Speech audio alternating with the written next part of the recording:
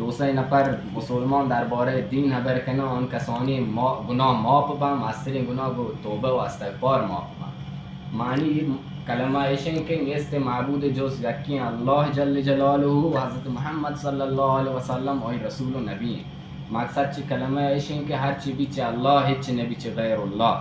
مقصد چه محمد رسول الله ایشن که موت زندگی 24 ساعت زندگی به طریقه محمد رسول الله صلی الله علیه و سلم بگذاریم. مقصد کلمه ایشن که هر چی بیچه الله هیچ نبی چه غیر الله، یعنی کامیابی، ناکامی، سردی، گرمی، خوشی، غم، امیری، فقیری، سیاهی، اسپیتی، شب، روز درو در قبضه قدرت الله جل جلاله هو.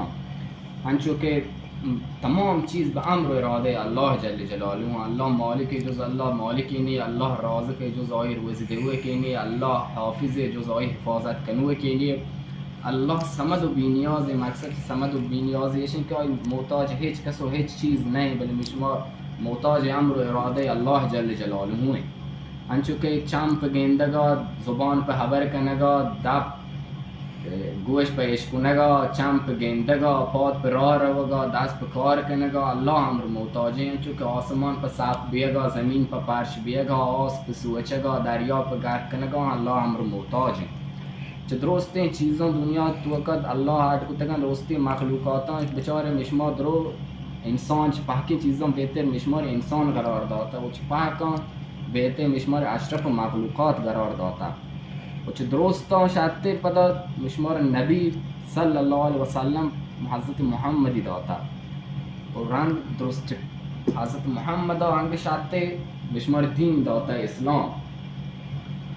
دین اسلام به طریقه محمد رسول الله و تمامی پیامبران، هر پیامبری که وقتی قوم سره محنت کتا کلمه لا اله الا الله وانتا هر کس آن خبر گرفته هر دو جهان کامیاب بیتگن، هر کس خبر نگرفته هر دو جهان ناکام بیتگن.